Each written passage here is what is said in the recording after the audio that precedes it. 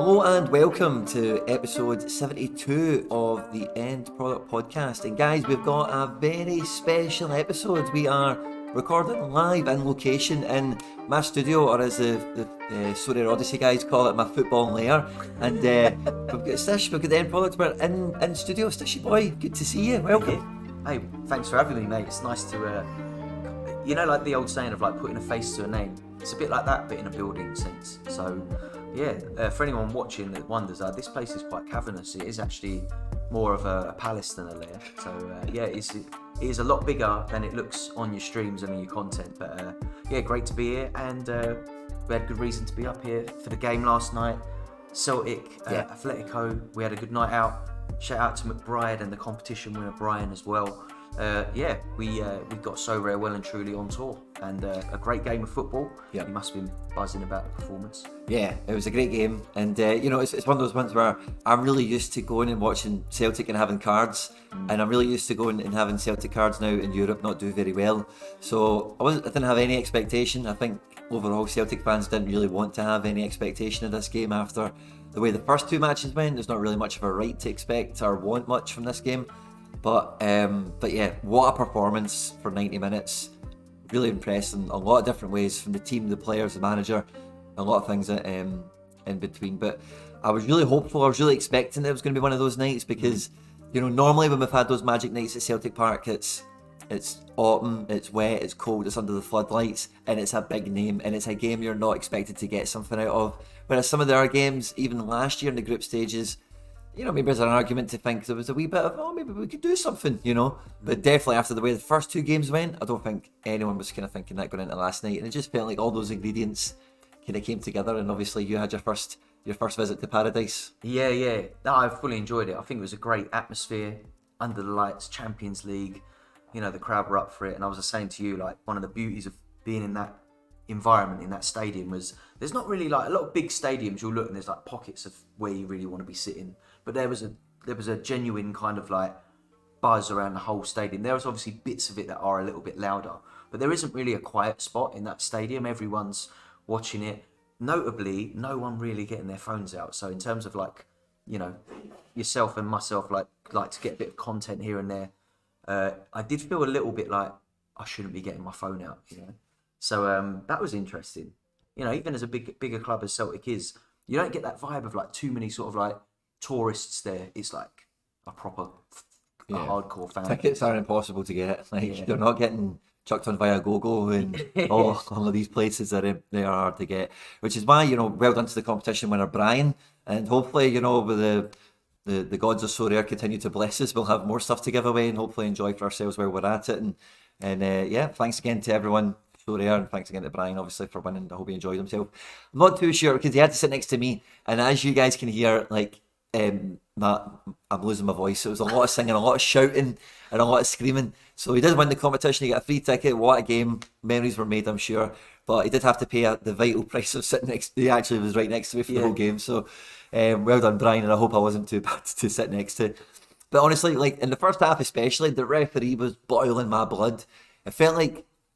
I'll just say this really quickly and we'll move away from it, but it just felt like he was pointing for the penalty before the foul even happened, and I was raging. I did feel your energy from across from Brighton during that moment of the game, because my view on it was like, I agree. I think the referee he was itching to give that, and on my first view of it was it looked like a pen, but having watched the highlights back, it was a really soft penalty to give, and obviously we're unlucky not to save.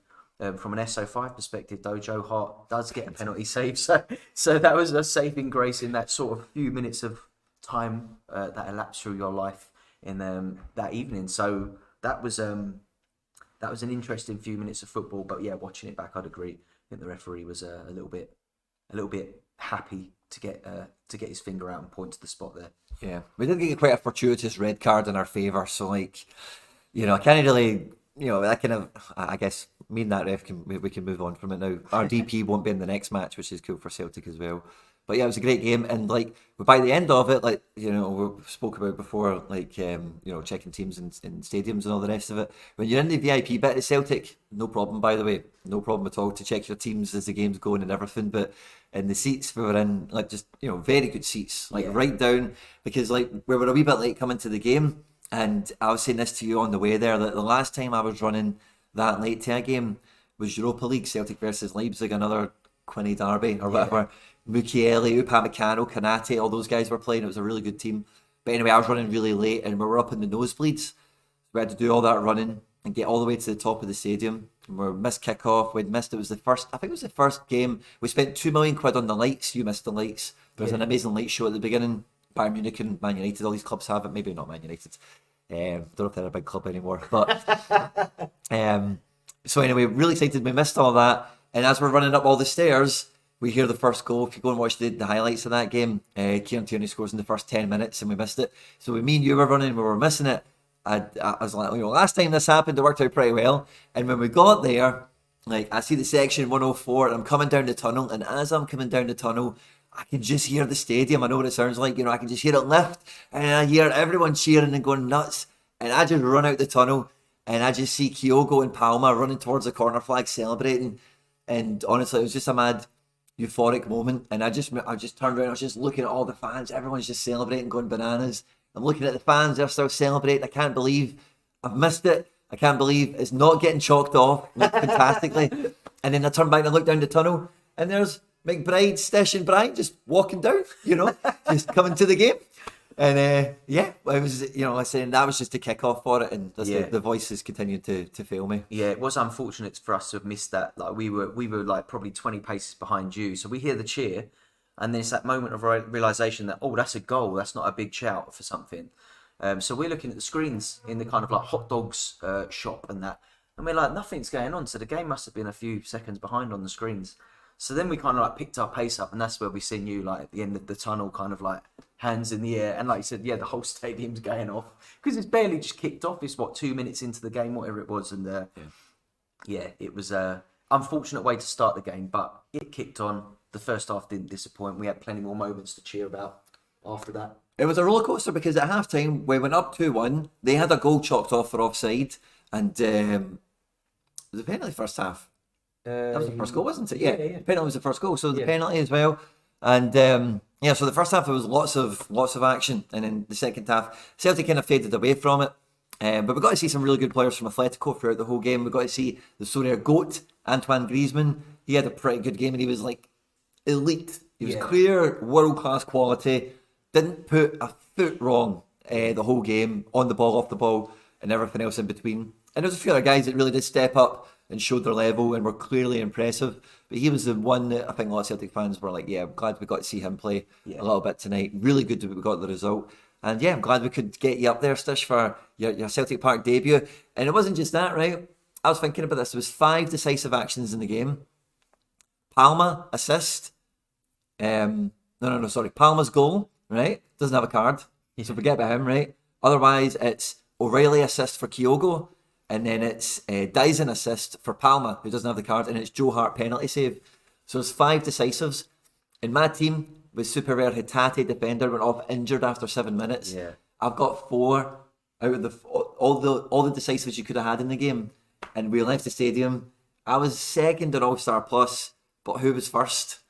It was an amazing night for me, and I couldn't find this out until that moment when we actually did get outside the stadium because signal was so bad. I'm looking at it through half-time, weren't really getting a lot of play on Sorare data. So it wasn't really... I knew from the fixtures that I could see the results on, like FOTMOB, and some of the players who'd hit goals. I thought, there's a couple of clean sheets, there's a goal, and they're all in the same lineup. Ferran Torres had already scored 2 earlier, as my captain in that team. So O'Reilly's assist, I think Veerman hit a decent score, but he didn't hit a decisive in his game this week. But that O'Reilly assist on his super rare...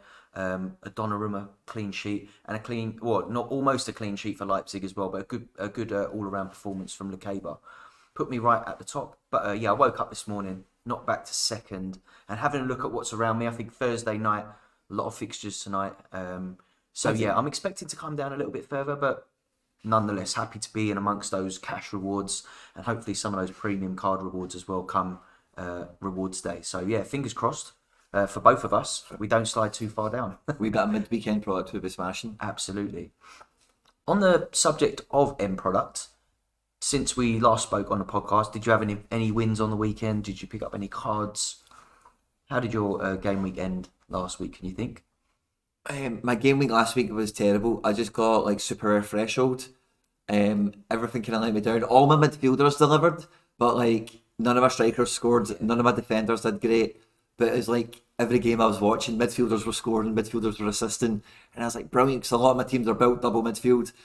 And then I'm just looking at the pieces around them. Yeah. Striker did nothing, defenders crap, and then goalkeeper or whatever.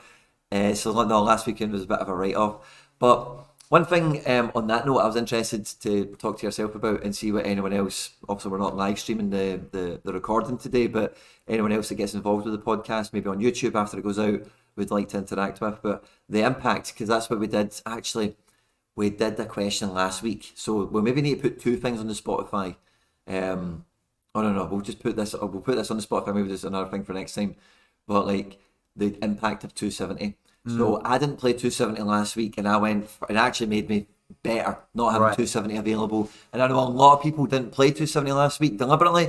I don't know, some people were being the contrarians and going to play 270.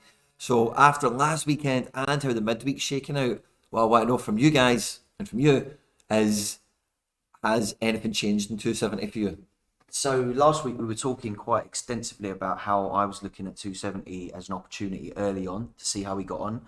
After speaking to you off air, we kind of had a little chat after the podcast last week about 270.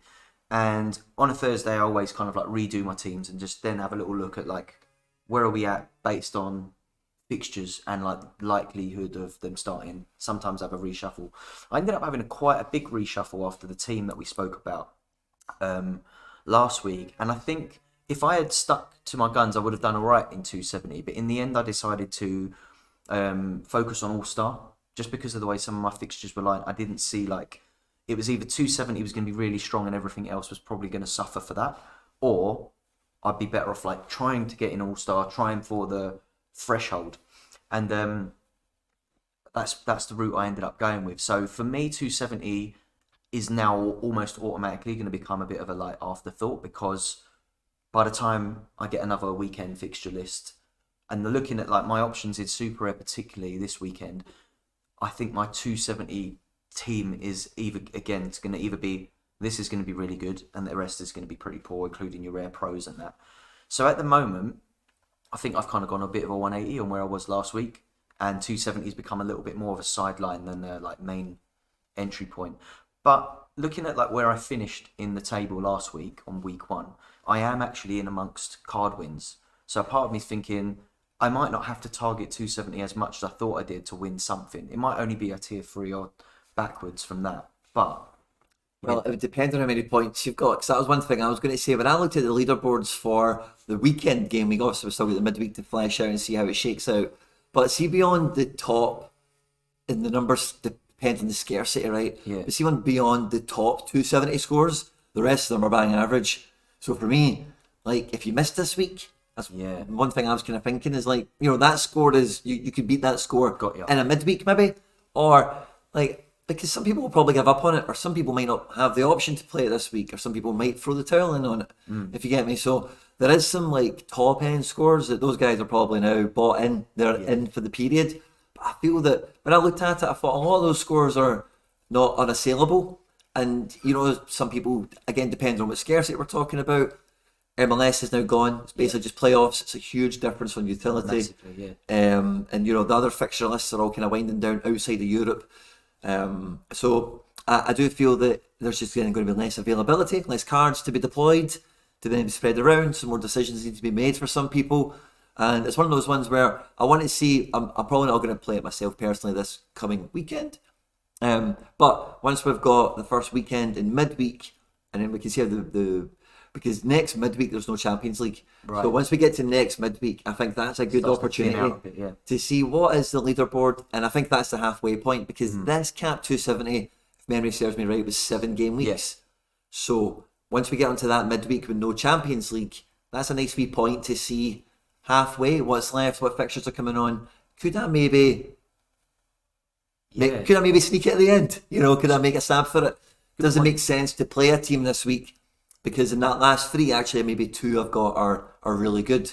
Yeah, it's an interesting point. I think, yeah, and I think even for me, I've got quite a big gallery, so it should be something that I can enter quite strongly, at least in rare. But because I didn't, I think my rare score was pretty poor. Again, most of that was down to the bad captain pick. I think I had Sangare against Luton, and he only put up like a mid-30s score. So, I think you have to hit. So long as your captain hits big one week, that's one really good score, I think. And then everyone plays like an average game.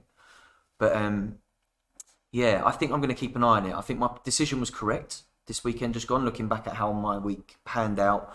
My All-Star Super Rare team did actually win me a card that turned out to be a pretty good card. It's like worth about 500 quid. So if you think about one card, that I might have won that card at the end of the month, like having really targeted it. So to not target it and go into that All-Star this week, I think was the right decision for me. It worked out with the team that I picked and how I attacked it. But yeah, I think I might just be keeping an eye on it. Maybe again, like you said, this weekend, get a little bit of a feel for it. Maybe next midweek is a really thin week where you're just looking at cap 240 or something like that just to try and get the thresholds in. But Next midweek is all Scottish. really, no, you lot will be laughing there. There's a You few want other to be bits. cleaning up that week. There's a few other bits, but yeah, basically, so hopefully, fingers crossed, for a wee bit of that. But yeah, so I don't know, because I think that whenever you've got polarizing opinions or very defined black and white positions on any strategy in this game, there's always a grey. Yeah. There's always a grey zone to be found, and that's just one of the things that always has my mind working. Is there a wee sneaky thing that people are under appreciating or are thinking about or noticing that for my gallery, for anyone that listens to the stuff that I make, could maybe benefit from, because I do feel that the divisions got wildly more competitive at the weekend. I made very good teams, had midfielders popping off with decisives and getting good scores, and without having the full picture, there was nothing happening. And in some divisions, with hard hitting midfield, a decent keeper, and in high AA, no decisive defender forward, maybe you can get away with that and get a tier 4 somewhere. Yeah. But not that game weeks. It felt like a lot better cards came out of 270s, went into 240s, went into All Stars, went into Challengers, etc. So it's all about looking for the least amount of competition. That's what we're looking for. I've been really surprised how high the competition is in Champ Euro now, and I think that a lot of that's probably down to the fact that they up the cash rewards in that division as well, to kind of reflect the cost of entry into it, right? And I mean, I've hit some big scores in Champ Rare in the last few weeks and got nothing to show for it. I think you need to be hitting like 420 plus to get something at the moment in those divisions. And I've been unfortunate, obviously. Yeah, it's mad. I think in All Star you can kind of, like you said, scrape a tier 4 or 5 in Rare maybe, and then if you're lucky, get into that sort of tier 3 on Rare Plus if your team hits well. But definitely, the supply is bigger now, isn't it? So a lot of people can have the big players that they want. There's not a monopoly on certain players. Some of the big reward hoarders, I like to call them, the whales as we know them. If you look at their galleries, I can't remember which player it was I was looking recently, but there's people out there with 12 Bellinghams and 19 Haalands and stuff because they want to control the supply of that player, so they know that the odds of playing against multiple managers with that player in it. But then when you get to the beyond the sort of maybe top 3% of the players in the world, no one really does that with Lucas Roberto or someone like that, right? Who is a good scorer on the game, but you're playing against 20 of him in any given game week, whereas those Haalands and that, you might actually only be playing against 10 managers who control 100 of them or something like that, right? Yeah. So it is interesting when those big players do score, you'll find that the gap between winners and the mid kind of, there's a big, everyone in the sort of podiums positions is 460 plus, and then everyone else after that is 390. There's very little. There's a bigger gap between the average player and the premium player. Yeah, especially in Champ, we're seeing that now, I think. So I always really think about Champ at the minute. It's even though I've got an Mbappe and I've got a Donnarumma, I've got some good cards, I do worry about playing against the stacks in that division, playing against a Bayern stack or you know, in any given game week, it could even be like a Newcastle or a Liverpool at the moment. You know, there's a lot of that going on, and it's hard to play against that. I think I do worry about it. Obviously, you're a man who plays with a solid stack of Celtics across different divisions, so maybe is that something you worry about if you're like hitting Challenger or All Star, or are you solely like, it's fine, Celtic are going to smash this weekend, I've got the good pieces? Yeah, it's kind of like that team will play regardless. So it's just trying to like. So like Hearts away last weekend, it was hard for me to think, oh, we're going to smash them 4-0 or 4-1.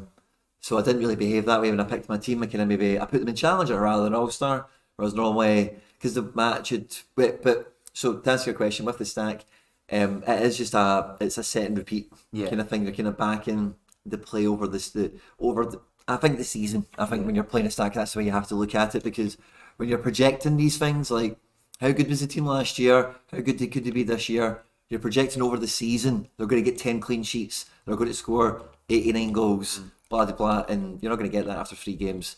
So that's kind of the more the way I think about it. With Champ Euro, I think that's the main way to take those budget teams, is like, how many times last year did they beat somebody by more than 3 goals? Yeah. You know, okay, cool, well, listen, I found it, you know, because that's the thing that you're after, really, is decisive actions, high volume, successful decisive actions. And it's not very frequent, but some teams do it more frequent, but in any case, when they do it, they deliver big, you know. So I don't think Champion, because of like how infrequent that is for the budget option, no one really does it. You know, yeah, it's true. You get the Villas, you get the Newcastles, but they're fun, they're exciting, they're in Europe, they're up and coming.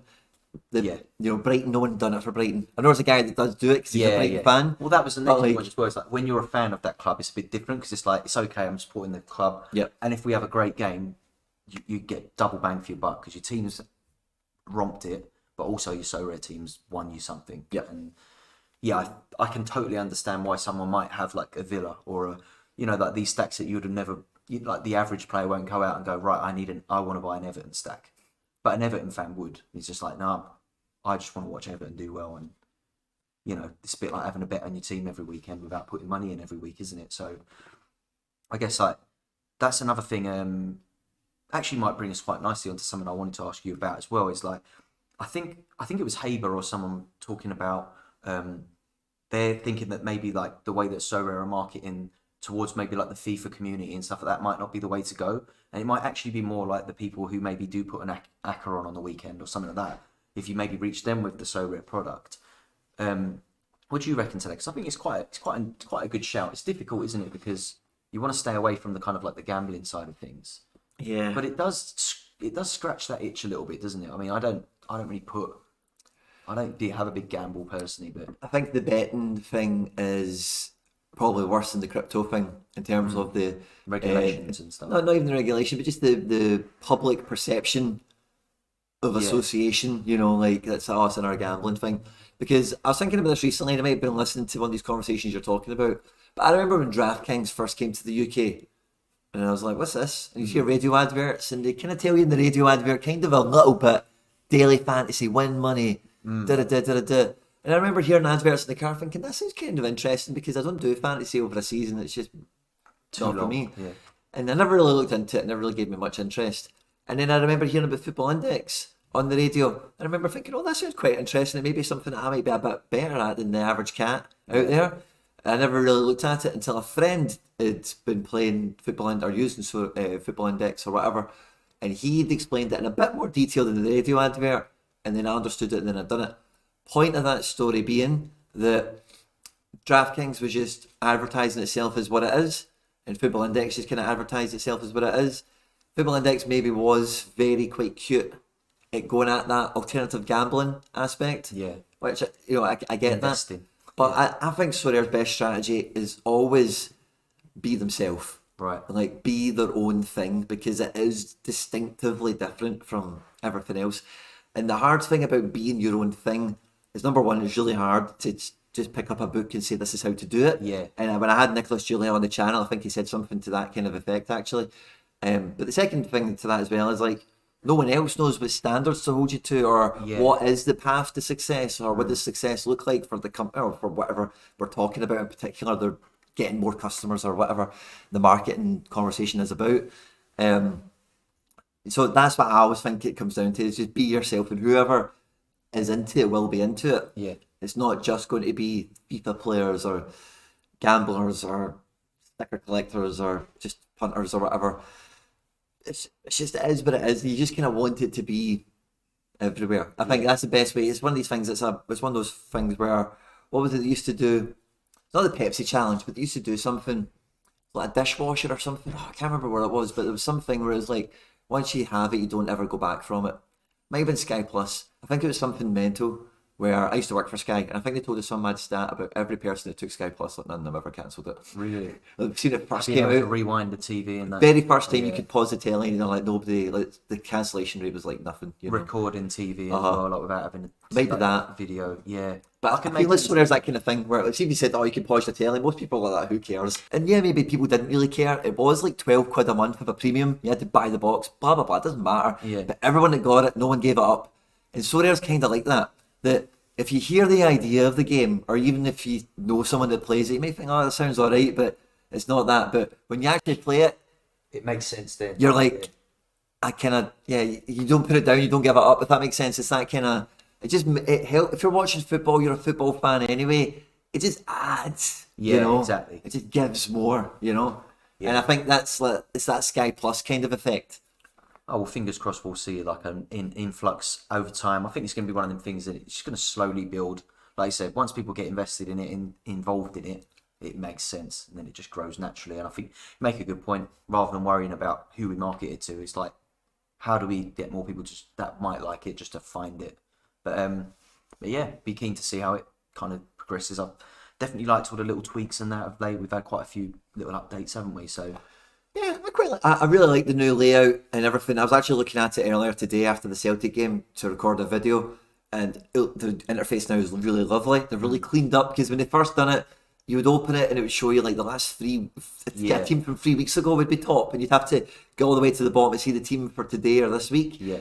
So they've kind of cleaned all that clutter up, and it's on the desktop anyway. I've not been on it on the phone too much, I don't think.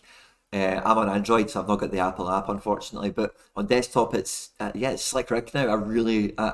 I think, like, honestly, like, I think if I opened up Sorare today and seen all that, like, I would be able to understand it a lot more. Be a bit easier. that would help too. But I would just be in love straight away. I would just be like, wow, This looks great. Yeah, it does look like a premium product now. yeah. Quick one. I know you sold your NBA cards recently, didn't you? You kind of got out of that, reinvested heavily more into your football and that.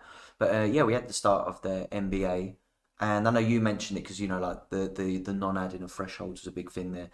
And I definitely found myself looking for that. I did have to put some of my teams in, but managed to sell. I think one thing that I wanted to talk about was there is a little bit of a difference between the way sort of like NBA cards are valued versus football, even though in theory they shouldn't be. But I think the supply of players in the NBA is so much smaller than it is like for the world of football that we play, that you'll notice that, you know, like a player with a decent cap like projection on NBA, their price will spike. Yeah. So any given player who's worth £2 can be worth like 15 next week if they like are expected to start off of like a zero cap or something like that, right?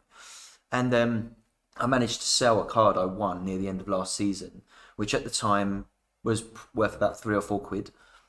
You know, I've not really used it or looked at it. It wasn't a player that I was familiar with, but he happened to be one of those players that had one of those little spikes. So when I spoke to you and it's like, you know, you got rid of it for your threshold, and I thought, I totally get that, because I kind of treated it like that. Like, oh, if I win a card worth a £5, I can sell that, blah, blah, blah. But yeah, this week I sold that card £45, because I think there's that extra buzz, the season's about to start, so naturally the prices have been rising a little bit, but this particular player was like one of the cheat codes for the first game week, so I had to capitalize on the little hype. Sold it for £45, which is a nice threshold really when you think about it. But I wonder if there's any ways that we could see those kind of fluctuate. I know we see a little bit in limited, but nothing as like wild unless it's like a goalkeeper or something, to go from like a £5 to like £40 overnight without playing a game. Yeah, that would be interesting. I think what I thought you were going to say at first when you were talking about the pricing of NBA cards there is, see, one thing that was part of my NBA strategy was first edition. Yeah. First edition year one, right?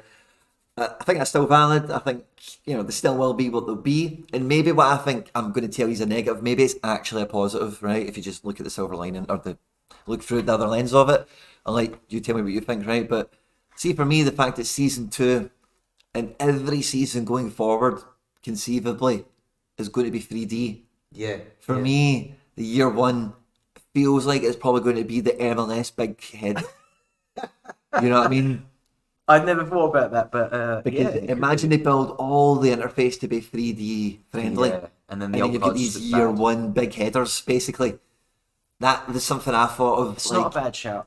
But it's not a bad shout at all. I think in that case, maybe like most of the year ones, but they still are year 1s. I know, but the number 1 might be like really valuable, or the rookie. Then it's like it's still the rookie of this now. Banchero. Yeah, like I've got his from last year.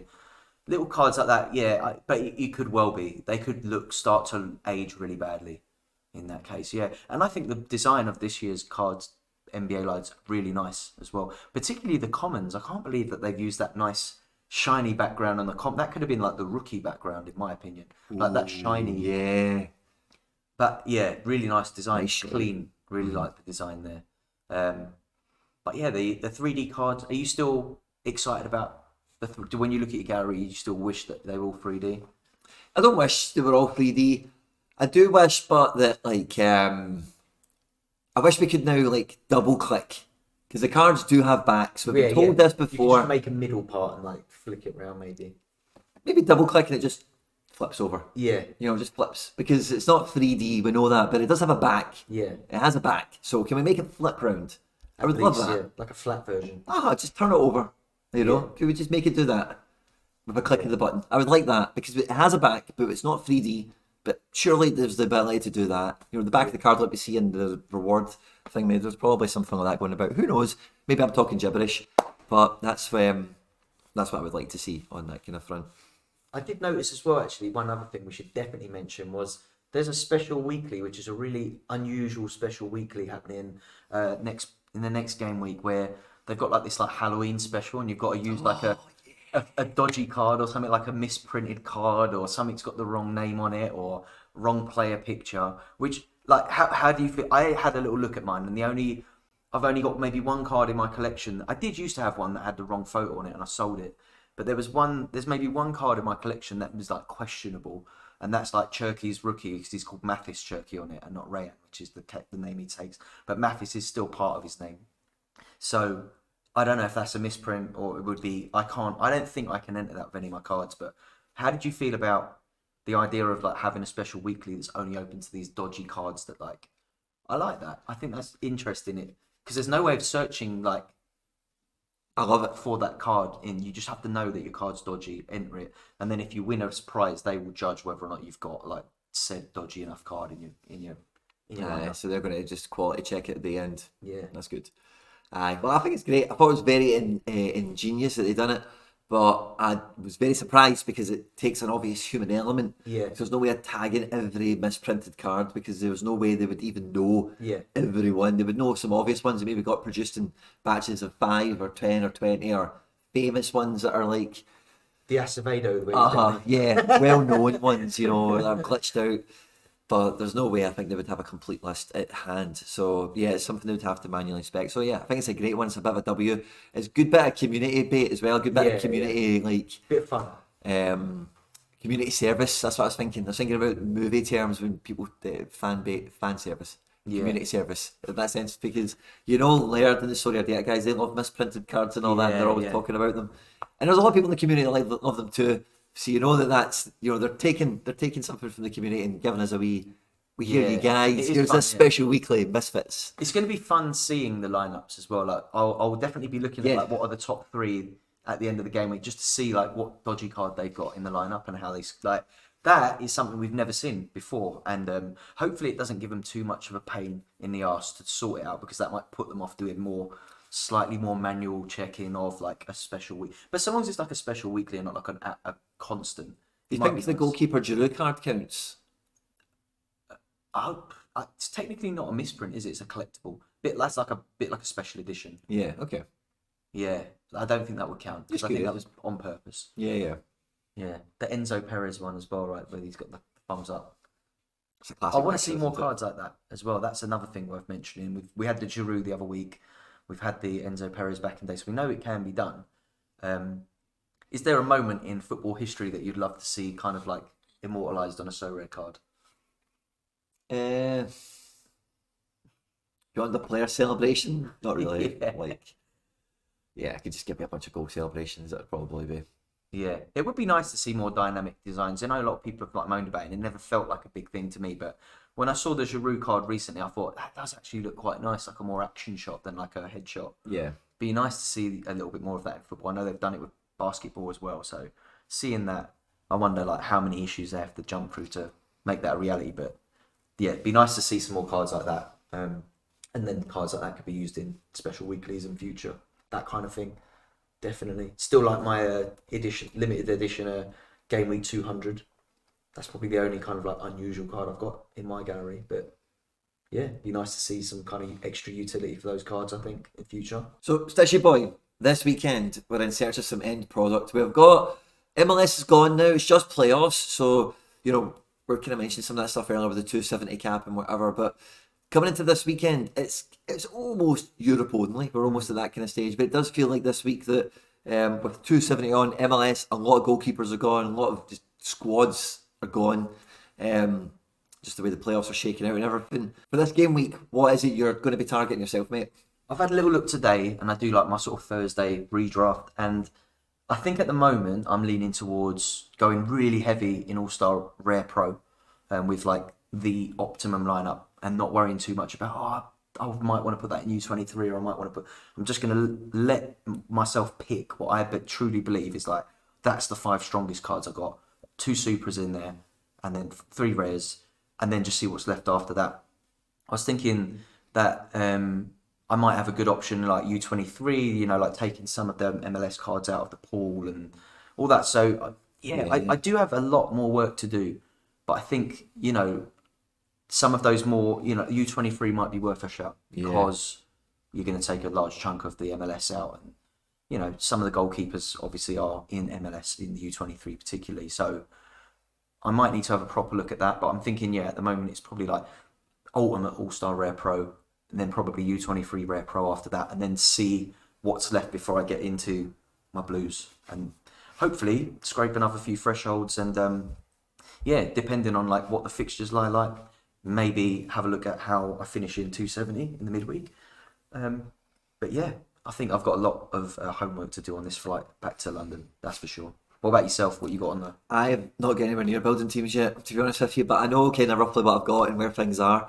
I'm looking forward to another big weekend just of having like lots of teams going out and getting stuck into it. And it's kind of for me, I'm just kind of living through the strategy I'd kind of laid out early season for me. And obviously over the last like kind of couple of weeks, selling NBA cards, pulling some other cards in, I've kind of buffed my gallery up into a position. I'm just kind of now going kind of week to week. And I think the 270 thing has made it a bit easier for me to just rotate between either Edward and Martin, those 2 uniques now, which I've got, which is fun.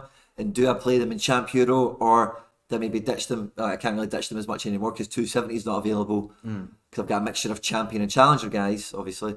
So kick-off and that kind of thing. So nothing too exciting for me. That's strategically different this game week. But I do like the shout of under 23 because I do have a Trubin, and it's maybe a division I might put higher up on the build list, Stish. But I'm firmly still in this blue and red camp, you know, where I build on my blues, build on my reds, and any of these plus divisions. I don't know if I'm quite a plus player, you know. I don't know if I'm Quinny plus yet, you know.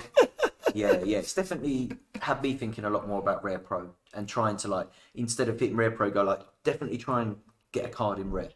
Like, you know, you've got a team that should be at least scraping a tier 5. Yeah. Whereas if you go Rare Pro, there's less rewards. You have to hit pretty big, and you need your full 5 to like go big, go for you. So, but like, it really is for me, seeing what I've got, and I think that like, I don't think I've got a massive amount of really good fixtures, so I'm kind of focusing on 3 or 4 really good fixtures, build a team for that for All Star, and then see what's left. But yeah, I think I should have a couple of good options in U23, probably in Challenger. And yeah, we'll take it from there. I think we've got last few game weeks of Asia, so I might try and nick a couple of wins there, and hope that next season's K-League coverage is improved, because I think that will help. Yeah. a lot. That will help the region. Big definitely. thing. Excellent. Well, guys, I hope you enjoyed this special in-studio episode of the End Product Podcast. I don't know where to look. If you've watched the video, like and subscribe and retweet and all that good stuff, guys. If you found us on Spotify, rate and review. Get involved in the question that's in the Spotify broadcast as well. And yeah, happy hunting this weekend. We'll catch you next week. Cheers all.